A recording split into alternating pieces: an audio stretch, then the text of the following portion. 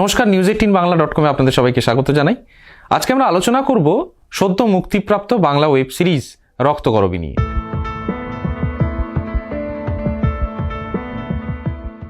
জি5-এ মুক্তি পেয়েছে এই ওয়েব সিরিজটি। কেমন হলো এটি, কেমন হলো অভিনয়, কেমন হলো এর গল্প, এই সমস্ত কিছু নিয়ে আমরা আজকে কথা বলবো।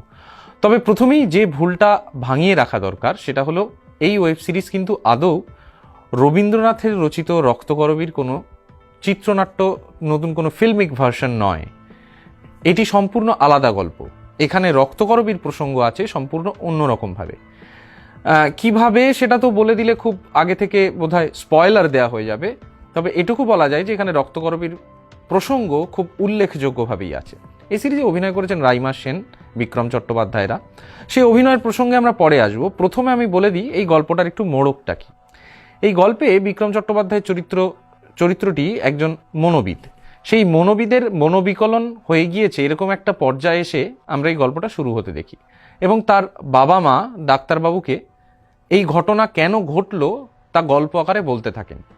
সেই গল্প আকারে বলাটাই আসলে ওয়েব সিরিজের কথাবস্তু।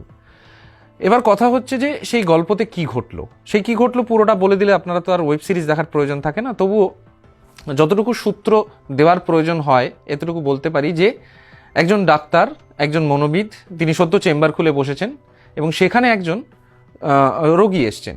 সেই রোগীকে দেখার পর, রোগীকে দেখার কিছুদিনের মধ্যে সেই রোগী আত্মহত্যা করেন। তার পুরো রোষ গিয়ে পড়ে সেই ডাক্তারের উপর। তারপর সেই ডাক্তারের জীবনযাত্রা কোন দিকে যায় সেইটা নিয়েই এই ওয়েব সিরিজের গল্প এগিয়ে গেছে। এবার প্রশ্ন হচ্ছে, শুধু কি এই গল্পটাই আছে? মনে হয় নয়। সাধারণত আমরা যে ধরনের গোয়েন্দা গল্প দেখি তাতে কোনো একটি ক্রাইম ঘটে এবং সেই ক্রাইমটি সমাধান করেন একজন গোয়েন্দা এবং সমাধান করে অপরাধীকে ধরিয়ে দেন। এখানে আশ্চর্যভাবে একজন মনোবিদ ক্রমে তার যে নির্দিষ্ট কার্যক্রম, সেই কার্যক্রম ছেড়ে বেরিয়ে এসে, তার যে প্র্যাকটিস, সেই প্র্যাকটিস ছেড়ে বেরিয়ে এসে ক্রাইমের পিছনে ছুটতে শুরু করেন। কি সেই ক্রাইম, আদৌ সেটি ক্রাইম কিনা, কি ধরনের ক্রাইম, সেটা ওয়েব সিরিজ দেখলে বুঝতে হবে। কিন্তু মোটামুটি কথা বলা যায় যে এটি শুধুমাত্র একজন মনোবিদের জীবনের ভেঙে যাওয়ার গল্প নয়, বরং এর মধ্যে অনেকগুলো পর্যায়, অনেকগুলো স্তর লুকিয়ে আছে। সেই স্তরগুলো ধীরে ধীরে ধীরে ধীরে ওয়েব সিরিজের মধ্যে দিয়ে উন্মোচিত হয়। সবচেয়ে উল্লেখযোগ্য কথা যে এই গল্পটি যেভাবে লেখা হয়েছে তাতে প্রথম থেকে শেষ পর্যন্ত, আগাগোড়া প্রথম এপিসোডের শুরু থেকে শেষ এপিসোড পর্যন্ত যদি আমরা খুব মন দিয়ে না দেখি তাহলে ওয়েব সিরিজের অনেক গুরুত্বপূর্ণ জায়গা আমরা মিস করে যেতে পারি। সে কারণেই ওয়েব সিরিজটি মন দিয়ে পুরোটা দেখা খুব গুরুত্বপূর্ণ, এবং এদিক থেকে দেখতে গেলে যিনি লিখেছেন তার মুন্সিয়ানা অবশ্যই সাধুবাদযোগ্য।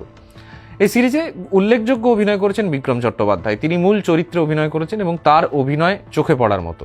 উল্লেখযোগ্য অভিনয় করেছেন রাইমা সেন। তবে কোথাও শান্তিলাল বা বিক্রমের পাশে রাইমা সেনকে কখনো কখনো একটু দুর্বল লেগেছে অভিনয়ের দিক থেকে। তবে সব মিলিয়ে রক্তকরবী কিন্তু এক উল্লেখযোগ্য সৃষ্টি বলা যায়। আচ্ছা, একটা কথা জিজ্ঞেস করি আপনাকে, রক্তকরবী বললে প্রথমেই কি মনে পড়ে? রবীন্দ্রনাথের রক্তকরবী তো। সেখানে রক্তকরবী ছিল আশার প্রতীক, সেখানে রক্তকরবী ছিল নতুন দিনের প্রতীক। কিন্তু এইখানে সেটি কিন্তু একেবারেই নয়। এখানে কেন নয় সেটা বুঝতে গেলে কিন্তু আপনাকে পুরো ওয়েব সিরিজটা দেখতে হবে। একদম শেষ পর্যন্ত যদি ওয়েব সিরিজটা না দেখেন তাহলে কিন্তু এই রক্তকরবীর প্রয়োগ সঠিকভাবে বুঝতে পারবেন না।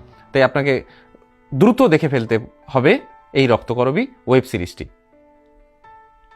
এরকম আরও ভিডিওর জন্য নজর রাখুন news18bangla.com-এ।